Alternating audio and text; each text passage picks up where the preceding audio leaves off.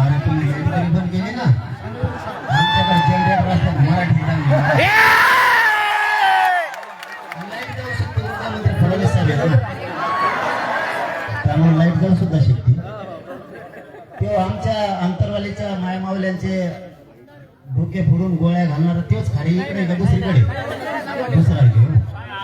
मला जी माहिती मिळाली SP साहेबांनी DSP साहेबांना सांगतो, यांनी आरोपी पळून जायला सुद्धा मदत केली. त्यांना सुद्धा मध्ये घ्या, त्यांना निलंबित करा. हे बघा, तुम्ही कायदेशीर कारवाई करून आरोपीला अटक करणार आहे ही आशा ठेवून आम्ही आहे. जर हे 2-4 दिवसाच्या आत झालं नाही तर मग 25 तारखेच्या नंतर राज्यव्यापी सगळे मराठी चिखला गावात येणार आहेत. हे मात्र तुम्ही लिहून ठेवा. त्यावेळेस मी एकही शब्द प्रशासनाचा ऐकणार नाही.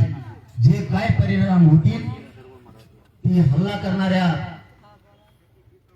या गुन्ह्यांमुळे झालंय आणि प्रशासनाने अटक नाही केल्या म्हणून होईल. तुझं जर काही द्यायचं राहिलं असेल, कुणाचे नाव आत्ता माया समोर दे. कुणाचं जर एखाद्याचं नाव टाळलं असेल, DSP साहेबांना इकडे बोलून घेऊ. हे बोलायचं झाल्याच्या नंतर सविस्तर सगळे शांततेत बसा, मला चर्चा करू द्या. घटना मला माहित नाहीये, मला घटना सगळी समजून घ्यायची. असं कधी मनात समजू नका की तुमचा विदर्भ आहे, आमचा मराठवाडा पश्चिम महाराष्ट्र आहे. आपण एका रक्ताचे एका माईचे लेकर आहेत. आपण तुमचं दुःख ते आमचं आहे, आमचं दुःख ते तुमचं आहे. आणि या मुलीनं महाराष्ट्रातल्या सगळ्या मुलींनी आदर्श घेतलाय असं लढायचं म्हणून. राजा वाचवायला आणि तुम्ही बाकीच्या पुढे गेलं तरी डबड्या हो. मरायला व्हायचं ना छत्रपती पुढं. अरे छत्रपती येतं आपलं जीवन आहे. इथं जागेवर जरी मूर्ती पडले ना, घरात नाही बसायचं.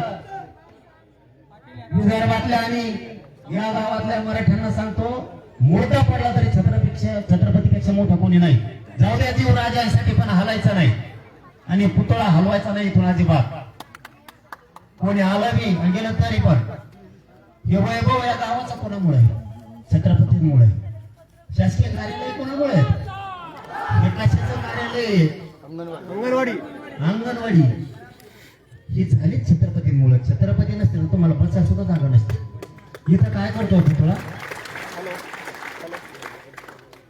पुतळा कोणी हलू शकत नाही. आम्ही येत नुसतं हलवा. तुम्ही आता तुमचे बी पुतळे आहेत ना राज्यात, मग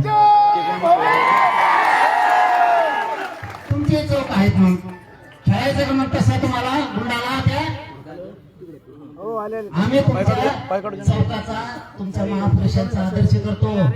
आता आमचे लोक तुमचे पुतळे चौक ओपन करून द्या, हार घालचे आणि तुम्ही आमच्याबद्दल इतकं द्वेष आमच्या